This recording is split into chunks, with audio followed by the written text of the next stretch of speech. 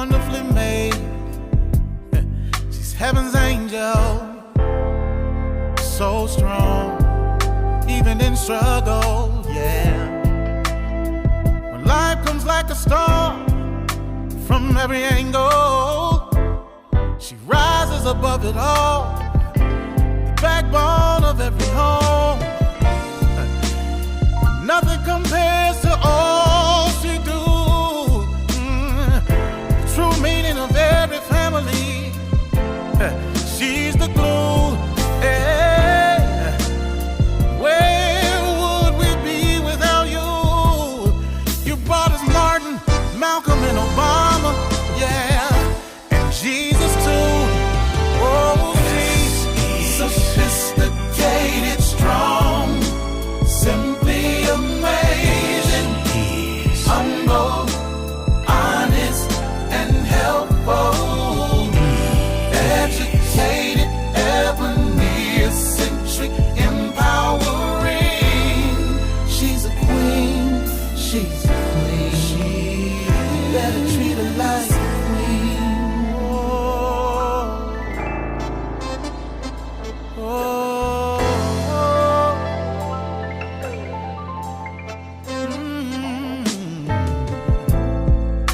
Her strength is amazing. Life inside, 9 months she's carrying. Back to work, cause the family she's carrying. Society don't give her just due, but she prevails and stands tall.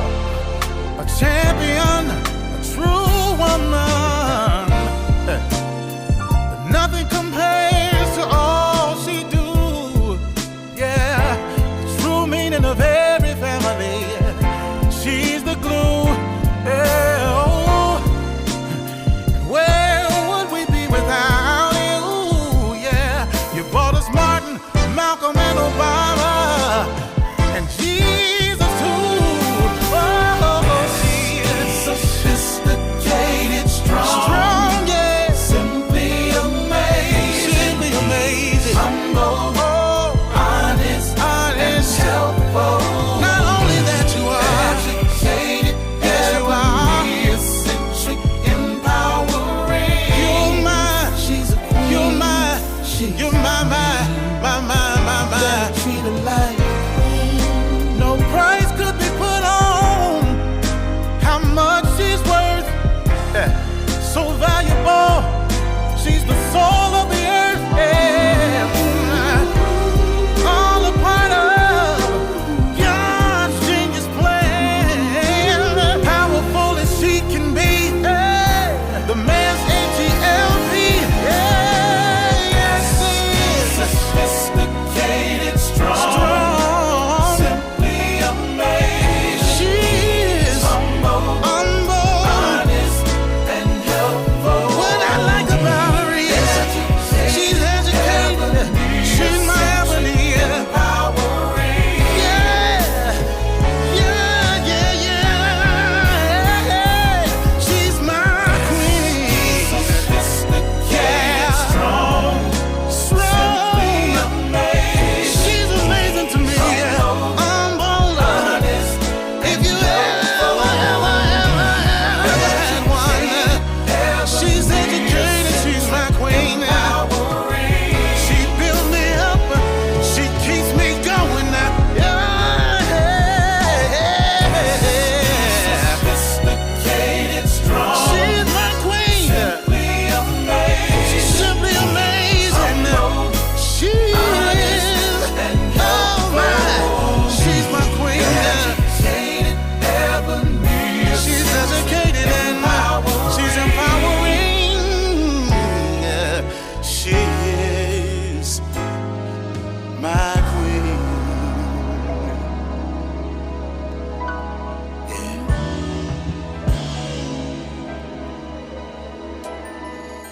Well, hello. This is RC Blakes, and I am so excited about today's conversation. I want you to invite as many people as you can. I was running, man, trying to get back here. I want you to invite as many people as you can to come in and to be a part of our conversation tonight. I think this one is going to really shift the perspective of a lot of women. This is a subject that I've really been thinking about doing for a long time. Some years ago, there was a certain public figure that a man that came out and said something to the effect of women are going to have to die alone. And I witnessed the emotional trauma that statement created within female society. I mean, women were really traumatized by just this man making this statement about you're going to have to die alone. And it really awakened me to the depth of the social conditioning, the female slave conditioning that society has heaped up on the woman to make her believe that somehow she's incomplete without another person, that somehow she's deficient if she doesn't have, a man. And so one of the greatest fears, I really meant to Google it or find, get some kind of statistics on what are the greatest fears of women. I'm certain that the fear of being alone, the fear of dying alone is probably at the top of the heap. And so I want to kind of deal with, I'm still trying to catch my breath. I want to kind of deal with this today, understanding a woman's fear of being alone, and then, ultimately dealing with what are some solutions to overcoming this fear. Because more women have this fear than will admit it. A lot of women are embarrassed by the fact that you struggle with this mindset privately. And so rather than admit it, you just kind of live with it, you deal with it. And when you have this fear, what happens is you find yourself settling. That's probably the first thing that happens. You find yourself settling for any man that would want you, even if he just wants you for your body. The tragedy, the tragedy about this fear is it will make a woman settle for just being a man's sexual object or toy, just to say, well, I have a man. It causes, when a woman has this fear, it causes her rather to lose sight of her own value. And, it just, the list goes on, but that's not what I want to do. Let's get into what I'm talking about. Here's the fact. You were born alone, right? Even if you came into the world with a twin, under normal birthing conditions, y'all came in one at a time. Even if it was a C-section, the doctor took one out at a time. You came into this world alone, and more than likely, you will die alone. When God made Adam and Eve, he made them separately, alone. He manifested them separately. He manifested Adam at one point. He manifested Eve at another. Why is that? Well, it's because functional, healthy conscious individuals are perfectly fine being alone, because to be alone from a visible, physical, tangible perspective is one thing, but the reality is I'm never alone because I'm always connected to the Creator. The Creator is always connected to me, you see. And my fulfillment will never come from any connection outside of me. I have to be fulfilled within myself to even facilitate a relationship outside of myself and the Creator. So ultimately, we are individuals for certain. Now, we may become couples, but we are absolutely guaranteed to be individuals. I was sitting out by the pool the other day, and let me just show this to you. I was looking at these balls that Lisa's put in the pool, and you see the balls under the waterfall. One ball is rolling by itself, the other ball is rolling by itself, and then you'll see where the balls came together. But even when they were together in a pair, they were still on their individual journey. I thought as I looked at that this is a great depiction of life. If you don't learn how to happily function as an individual, you never qualify to function inside of a relationship. Because even inside of the relationship, the thing that makes the relationship work is that you continue your personal journey, he continues his personal journey, and together we find a synergy, we find a rhythm. So as individuals, we must find ultimate fulfillment in God. And when you find ultimate fulfillment in God, you don't live with this fear of, I'm scared to be by myself. Well, go to Acts chapter 1, Acts chapter 17, actually, verse 28. It says this, For in him we live and move and have our being. In him, not in Lisa, not Lisa, not in me, but it is in him that we live, move, and have our being. We find our fulfillment, we find our purpose, we find our joy in our Creator.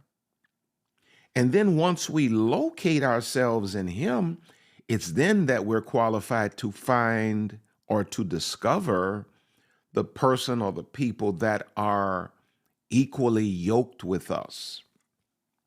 But there's no such thing as an equal yoke when your perspective of a relationship is, I need you to complete me, to fulfill me, to make me happy. All right, let's get into this. I think I have 1, 2, 3, 4, 5. I gotta hurry up. 6, 7. 7 points I want to make relative to understanding why are some women, let's be clear, why are some women so dreadfully afraid of being alone? Why? Number one, okay, some of these are going to make sense. Some of these are, may not make sense. But number one, here are my thoughts. I believe that many women are afraid of being alone. When I say alone, outside of the context of a relationship with a man. Many women are afraid to be outside of a significant relationship with a man, and it disturbs them because there's this earnest, this honest, this sincere quest for virtue. Many women desire, maybe even over-desire, relationship with a man because there's this desire within them to maintain their virtue. Whereas we as men, the way society breaks us and the way society raises us, and when I say society, this even starts in the home, the way little boys are raised versus the way little girls are raised. Little girls are raised to believe that you should maintain your virginity, which you should. You should keep your dress down, which you should. You should not let little boys play with you, which you shouldn't. But then in the same house, they'll take the little boy in the back and they'll teach him how to manipulate the neighbor's daughter. And so there's this game. Little boys are raised to get as many women, have as many sexual encounters as possible, while little girls are raised to be virtuous. And so the woman, the little girl that turns into the woman, she desires strongly her own man to be able to legitimately express her sexuality without sacrificing her virtue. She wants to do it within the context of marriage because that's the way she was raised. That's the Christian Judeo ethic. That's the way we believe as Christians. And many other religions believe that virtue is important. And so the average woman, is not out here trying to knock down 50 different men. She's praying and she's believing for her particular man, because contrary to what we've been taught, though I believe sex is probably more, the desire for sex is more pronounced in men. Women have strong sexual desires as well. The difference between the woman, the typical woman, the average woman, and the average man is that we don't have any shame about, having sex before marriage and having multiple partners. Men, we're not raised to have any shame, which is unfortunate. I think it's a failure in society that we don't raise our sons with a virtuous mindset as well. But the average woman is desiring, she wants a relationship so bad because she wants to hold on to her virtue. She doesn't want to be sleeping around and have all of these bodies, up under her belt like men do and are not ashamed of. She's trying to hold on to her virtue because she is a sexual being. I don't care how saved she is. She is a sexual being. And if she's healthy, she desires sexual connection. One of the great desires of a woman is to be desired. Well, let me leave that alone. That's a whole different subject. But if you look in 1 Corinthians chapter 7 and verse 2, it says, nevertheless, to avoid fornication, let every man have his own wife, and let every woman have her own husband. Well, that becomes more important to a woman than it is to a man, because society does not diminish the man's value because of how many women he sleeps with. But society does diminish the woman's value based on how many men she slept with. Not only does society do it, but the woman within herself lives with such an immense measure of shame. So there's the quest for piety and virtue that gives the woman this, tremendous fear of trying to live, alone as a single. This is why she desires a man so great, or one of the reasons many women desire a man so much. Number two, she is most fulfilled. The woman, that is, the feminine woman, is most fulfilled when she can love and be loved by a safe man. When she can love and be loved by a safe man, that's when she's most comfortable. Even women that don't struggle with being alone and are completely fulfilled in God and, are living for purpose and are walking out the thing that God has created them for.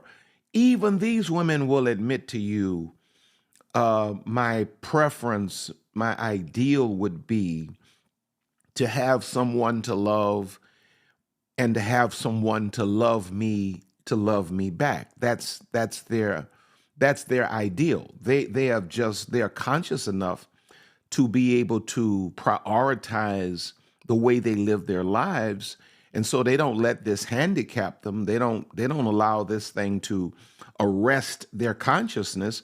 They understand that purpose and the connection to God are the primary things, and they're simply waiting on God to manifest the right man. But every woman, or should I say most women, are most fulfilled when they have someone to love, but when they have someone that will love them back properly. Now, what happens is when a woman is not conscious, she'll settle for someone that doesn't love her back. It's almost like the Jacob-Leah connection in the Bible, where he never loved her. He hated her. And she kept giving him children, thinking that somehow her actions, her giving birth was going to make him love her. He never loved her. Because most women are fulfilled when they can love and be loved by the right man. Women function at their best when they're in loving relationships. In Genesis chapter 3, verse 16, it says, unto the woman, he said, I'll greatly multiply thy sorrow, talking to Eve here, and thy conception in sorrow. Thou shalt bring forth children, and thy desire shall be to thy husband.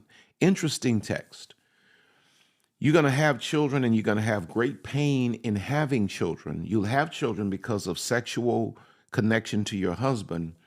And even though sexual connection to your husband is going to cause you to get pregnant and bring you through just unbelievable waves of pain to give birth, he says, your desire shall be to your husband. And that term desire means it's a longing.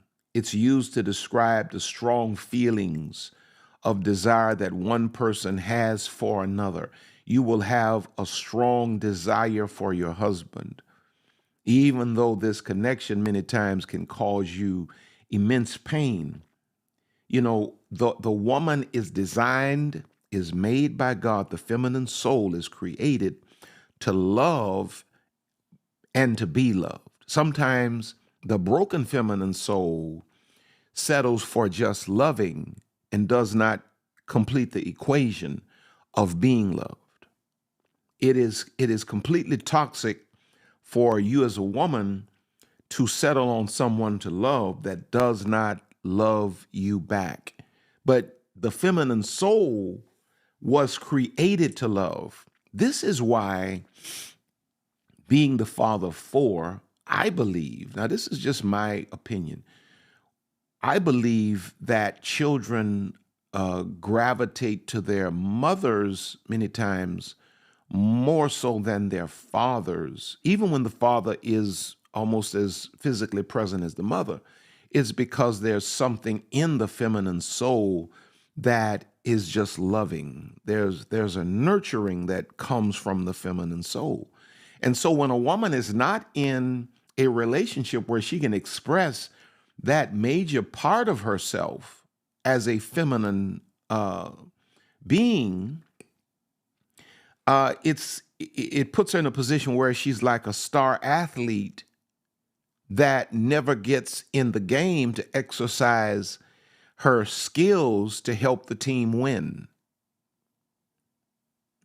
You see, so when a woman is walking around with all of this in her that she wants to give to the right man, and she does not seem to find that man, she's like sitting on the bench with knowing she has everything it takes to help the team win, but no opportunity. This is why the Bible says in Proverbs 18:22, whoso findeth a wife findeth a good thing and obtaineth favor of the Lord. The woman is the prize. I got to keep saying that. The woman is the prize. The woman was created to love. The man was created to provide and to protect. That's why the Bible has to command the man to love his wife as Christ loved the church. It's because it had to be a command, because it does not come second nature to us. When we provide, that's why we're not good at saying it or being mushy, because our love language is provision. We provide, and we feel like once we've provided for you and we protected you, what you need to hear it for. It is the woman's nature. And so women many times are fearful of being alone because it negates this part, or should I say it handicaps this major part of her being that needs expression. Number 3, why are women so afraid of being alone? Social expectations and pressure. Societal norms and expectations often place a greater emphasis on women to be in relationships compared to men. Isn't this true even in the church? Isn't this true even in families? You know, nobody's really asking Junior too much. Man, when you gonna get married? I ain't ready yet. No, not yet. I got a few more wild oats to sow.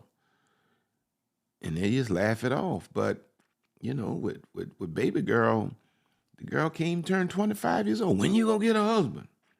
You ain't married yet? Girl working on her career. She working on her body. She working on her mind, her spirit. And then everybody just pressuring her to get married as if her goals and her personal development does not matter. So a lot of women are under pressure and are afraid of being alone because of the social expectations of letting everybody down. There's a biblical quote in Proverbs 18:22. It says, he who finds a wife, he who finds a wife finds what is good and receives favor from the Lord. This reflects the cultural and religious expectations placed on women to pursue relationships, to be a what? Wife.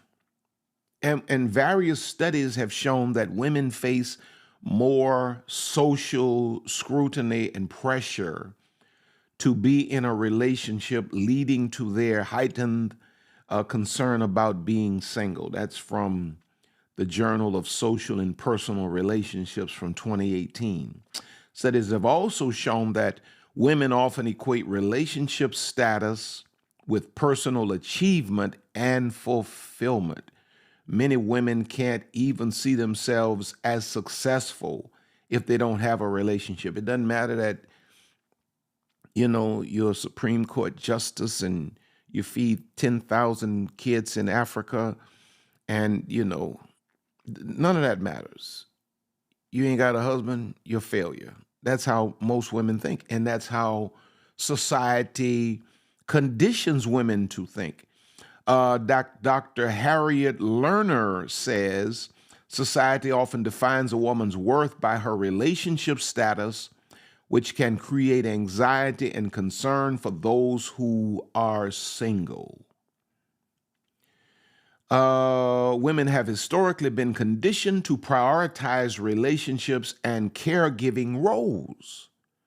And this cultural conditioning can contribute to their heightened concern about being without a relationship. If you're not taking care of somebody, something wrong with you. If you're not somebody's mama, you must be broken. And listen to what Isaiah 4:1 says.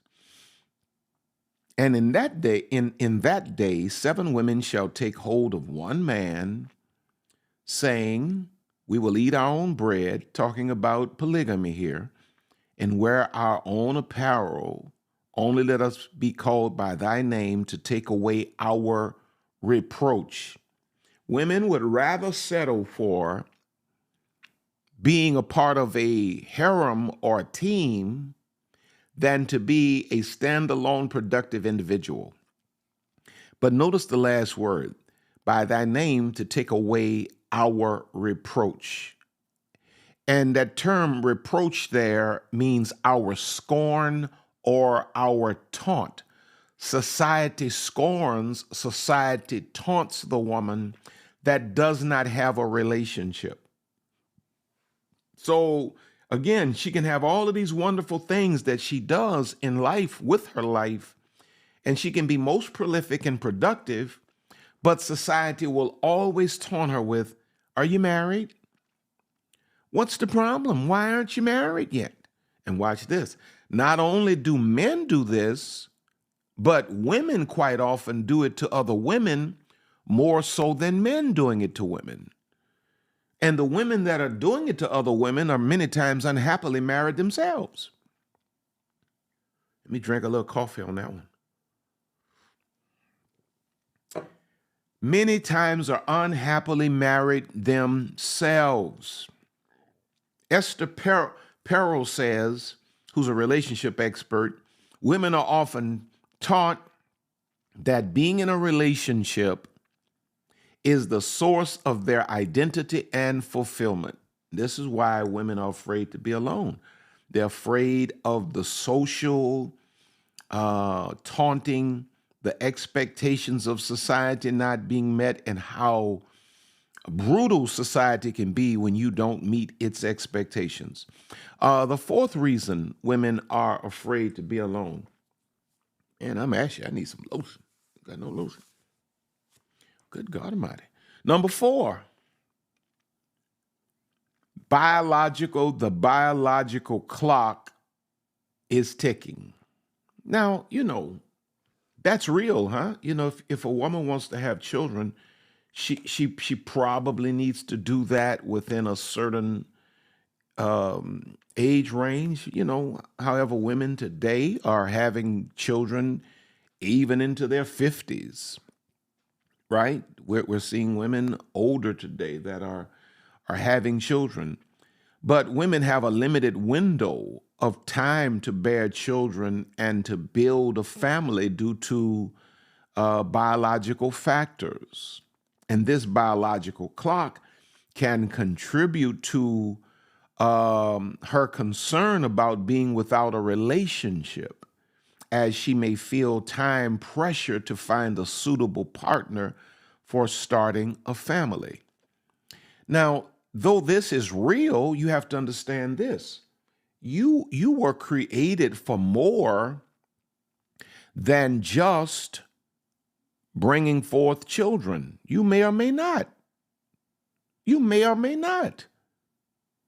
And you have to understand that your life and your value is not hinged to putting your feet in the stirrup and bringing somebody else into the world. I have young women in our ministry who are fully capable of having children, who've opted out of having them because they have not found suitable men to bear children with. And so they've adopted kids, and they're as much a mother, sometimes more, than those that have biologically conceived and given birth. Because you can't allow your biological clock to force you into settling for a man before you have a child. Well, listen to what the Bible says in Genesis 1:28. Be fruitful and multiply. This reflects the traditional expectation of what? Procreation and family building. So it's a natural desire for most women to desire children. The proper order, this is what I was getting ready to say, is not a child. The proper order is a husband. And a husband is not just a man that you sign a paper with and you go home and sleep with. A husband is a man of certain character that nurtures and protects and covers and provides for you, which puts you in your feminine. And then you and your husband come together, and now you create a child. And because your husband puts you in your feminine, now you're in a place where you can be the best mother to this child. So you can't jump over a husband just settling for a man in a ceremony. You need a husband. You and your husband need to create a child and create a family and so forth and so on. A woman can give birth. Now here's the thing, the biological thing that really makes significant not only the woman's desire for the maintenance of her virtue and piety, but it's also the limited opportunities that women have to procreate versus men that creates a heightened sense of, desire for a significant relationship for a woman versus a man. A woman can give birth once a year.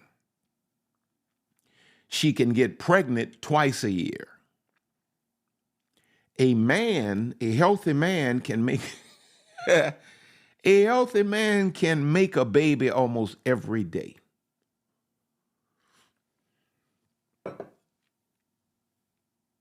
A healthy man can make a baby almost every day, and in some cases, a man can make multiple babies a day.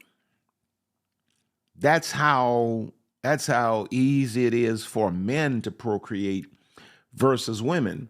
Women have a certain span of time. Just trying to help you to understand why you have this great fear of being alone. In a lot of ways, it's justified, but we got to balance it. Women have this block of time, and they only have so many times within that block of time to be able to procreate or to have children. Men are making babies up into their 70s, maybe even older. Now, let's see. Statistics show that women often consider their reproductive timeline when seeking a partner, with the study by the American Sociological Association finding that 87% of women aged 35 to 44 desire a committed relationship for having children. That's the American Sociological, Association. Dr. Helen Fisher says, women's greatest weakness is their fear of being alone, and men's greatest fear is their fear of not being alone. Kind of said that in the beginning, right? That's what I was trying to quote, actually. Now, number 5, this fear is also generated by concerns for safety and security. This is a very dangerous world. And so women quite often desire a relationship with the right man because masculine men provide safety and security in a dangerous world for women. The Bible calls the woman the weaker vessel. And one thing we do know is that women typically are physically weaker than men. Women may have a heightened concern about being without a relationship due to safety and security considerations. When a woman has a man, she feels safer. In Mark chapter 3 and verse 27, it says, no man can enter into a strong man's house and spoil his goods, except he first bind the strong man. Where her man becomes in the literal physical sense the strong man of her house. If you sleeping with a man and you hear a bump in the night and he telling you go check it out, oh my God, I don't know what you sleeping with. But typically when a woman got a man, there's a noise, homie jumping out the bed. He running through the house trying to see, what's up, what's going on. You know what I'm saying? Lisa not jumping out the bed going to hear about no bump in the night. Yeah, your boy going to check that out. That's why I'm trying to do my push-ups and eat my Wheaties. So somebody come in my house, I can handle my business because I got to protect my woman. When my children were here, I had to protect my woman and my children. Now my children gone, they own their own. I got to protect my woman though, because a man should provide a sense of safety and security. Now let me help you. This is one of the reasons why women are attracted to, I don't like using that term because let's just put it this way. Women are attracted to perceivable bad guys. dudes that are physical, dudes that are difficult. This is one of the reasons women are attracted to bad guys.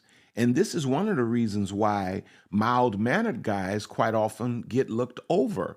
It's because we as mild-mannered guys come off as not dangerous. And if we don't come off as dangerous, they don't necessarily, unless they're enlightened, they don't understand, they don't feel like we can protect them. Now, you can take a bad boy that has no character, nothing else going for him, but he's a bad boy. She feels safe in his hands because she knows he can fight because he go to jail every weekend for fighting. She doesn't understand that there are gentlemen, and a gentleman is a man that knows how to temper himself, but is as much man as any other man in the street. Gentlemen learn legitimate self-defense skills. And the same guy that can open the door and be polite and be kind can turn around and deal with whatever issue that arises in the vicinity. But that's one of the reasons why women are attracted to bad guys. It's because you feel like they can protect you. Not only may they be able to protect you, they will also put you in a whole lot of dangerous situations where you will need protection. Whoa, I'm preaching better than y'all shouting. Let's see. Research has shown that women tend to prioritize a sense of safety and security in relationships, seeking partners who can provide support and protection. That's Marriage, the Journal of Marriage and Family 2015. Number six, I'm almost done. Why are some women so afraid of being alone? There's the need or the desire for emotional support that, a relationship brings. Women need emotional support, wanting to be with her person as soon as possible because women are relational. Women tend to rely more on their relationships for emotional support and, not understanding we men not understanding how important emotional support is for a woman in the context of relationship.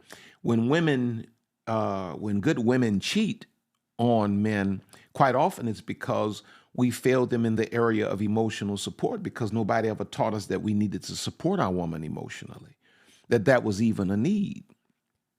So we give to our woman what we need, and that is sex. Not understanding that our woman, though she needs it and desires it, there's some things that she needs that supersede sex. She needs the emotional support that her man provides or should provide. In Deuteronomy 24:5, it says, when a man hath taken a new wife, he shall not go out to war, neither shall he be charged with any business, but he shall be free at home 1 year, and shall cheer up his wife, which he hath taken. Studies have consistently shown that women have larger social support networks and seek emotional validation from their relationships. American Sociological Review 2014. Dr. Sue Johnson says emotional connection is the key to a woman's fulfillment in a relationship. It's through emotional support and validation that women often find a deep sense of satisfaction and fulfillment. Proverbs 12:25 says, anxiety weighs down the heart, but a kind word cheers it up.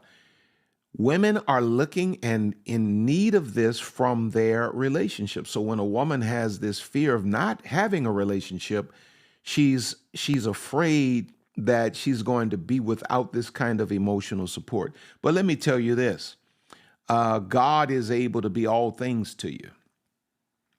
And where you may not have a man to support you right now, as a single woman, God will be all things to you. Everything you need is within you. I promise you it is. Number seven, and then I'm done with this piece, then I'll move on to how to overcome this fear. Number 7 is women are fearful of not having a relationship because relationships bring a sense of resilience and coping mechanisms with the twists and turns of life. Life is very unpredictable. And so women desire to have relationships because the presence of, the right masculine man brings about a sense of resilience, and it makes her feel like she can engage the world successfully because she has a formidable partner. Whereas doing it by herself can sometimes be overwhelming. So women may perceive relationships as a means of emotional resilience and coping with life's challenges. I mean, that's even true for a man. You have a great woman on your side, you feel more resilient because when you're not so strong, your woman, if you got the right one, is strong for you. Ecclesiastes 4:9-11 says, two are better than one because they have a good reward for their labor. For if they fall, the one will lift up his fellow, but woe to him that is alone when he falls, for he hath not another to help him up. Again, if two lie together, then they have heat, but how can one be warm alone? I hear the single women saying, yeah, I need a man to warm me up. It's called, if you're in the United States of America, the store is called Walmart, and the device is called a sunbeam heating blanket. Yeah, praise the Lord, until God sends you the right man. Now, the Journal of Personality and Social Psychology 2016 says that women often view relationships as a source of security, stability, and support during difficult times.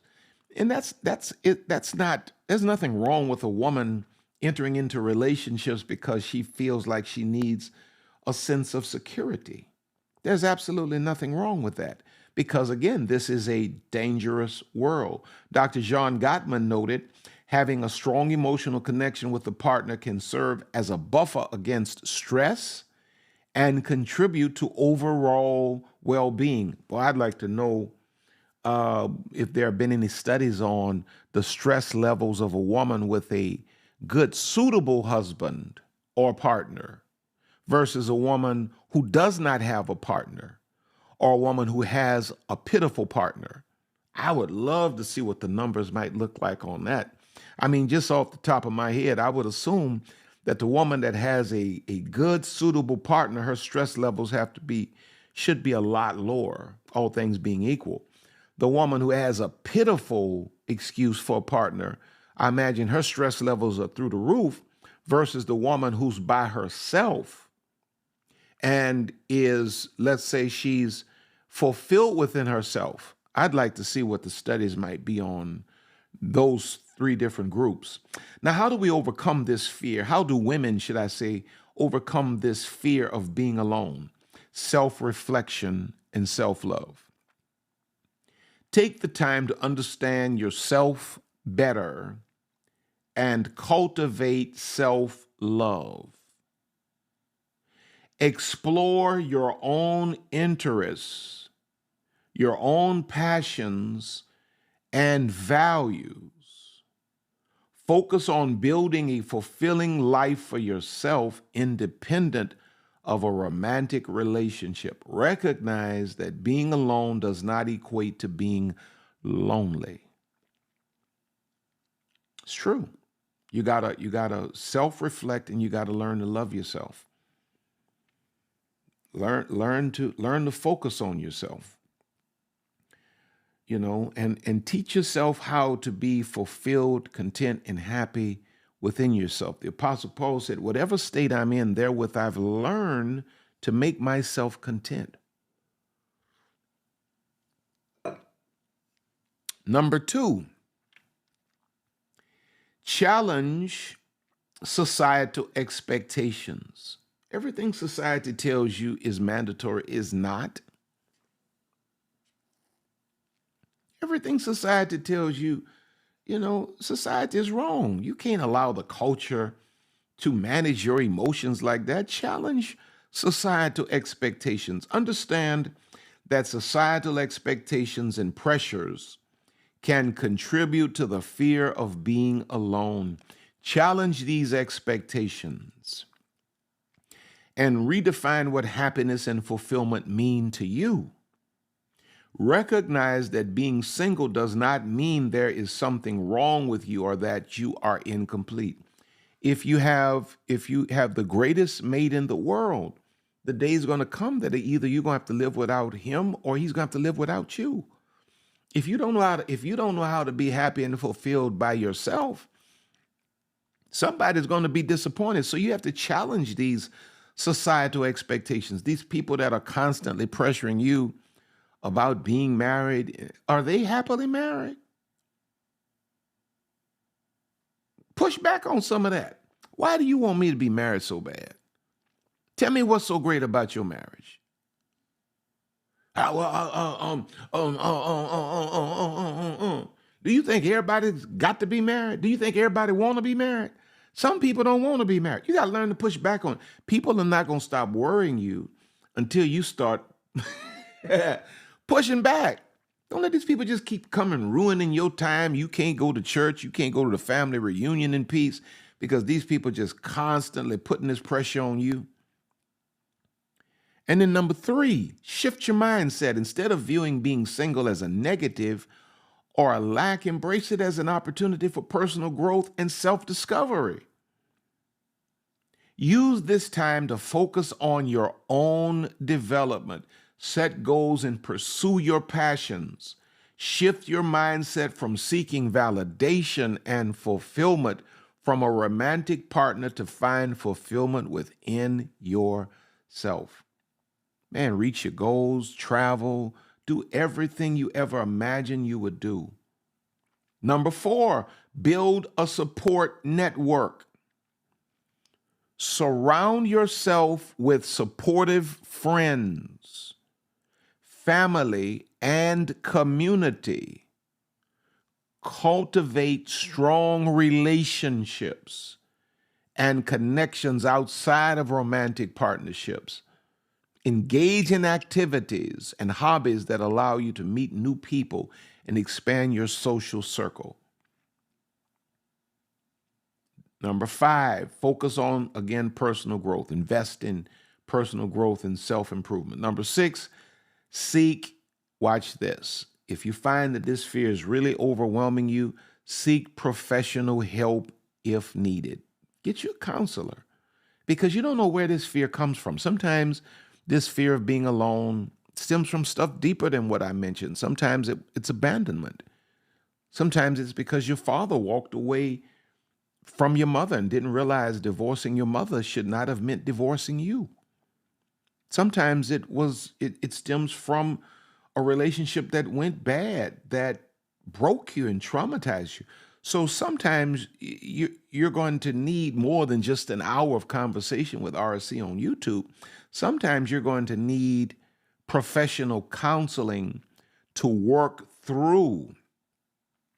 If your fear of being alone is deeply rooted and significantly impacting your well-being, it may be beneficial to seek the guidance of a therapist or counselor because they can help you explore your fears, identify underlying issues, and develop strategies to overcome them.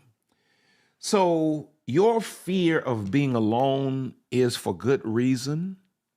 It doesn't diminish your intelligence. It does not make you an inferior character because hopefully I've helped you to see that this fear comes from, real places within women. But the thing I need you to understand more than anything is that you are enough by yourself. And as an individual, when you tap into that and you go in and you stop looking without, you stop worrying about what people think and what the world says, and you go in and you really connect to the Creator, you connect to Jesus Christ, you connect to the Almighty, He will teach you how to be completely fulfilled and happy within yourself. And when you get to that place, now you're really qualified for the Almighty to bring the right man into your life and into your world. Hope you got something out of this today. My prayer for you is that you have been enlightened. Now today, make certain that you go to my website, rcblakes.com, sign up for my, what am I trying to do here? Sign up for my mailing list at rcblakes.com. Check out all of my online programs. Make certain that, you check those out. Look in the description and you will see a link for BetterHelp Counseling. And if you need counseling, if you use that link, it will afford you 10% off of the cost of their counseling. And if you use their counseling, if you use their service, they will make a deposit into RC Blakes Ministries. Go to Amazon, check out all of my books. Don't forget to go to queenology.net to register for Queenology 2024, which is happening in Atlanta, Georgia in August. I think I don't know why I keep forgetting the dates. August 23rd, somewhere. Go to queenology.net. It will give you the exact dates, the hotel, all of the various packages. Go and do that now. Thanks to all of you who have sown into our lives. Lisa and I love you so much. Thank you to my community. I need you all to like and share this video, this message, to make it really reach more people. What else am I missing? What else am I missing? Am I missing anything else? Am I missing anything else? I don't think I'm missing anything else. Well, just know that Lisa and I love you. Really looking forward to seeing you at Queenology 2024. But you need to go and register now. People are registering from all over the country. Again, make certain that you like this before you leave out. And just know that Lisa and I love you. You're on top. You're going higher. God has more in store for you. So we will see you at the top. God bless you. Until next time.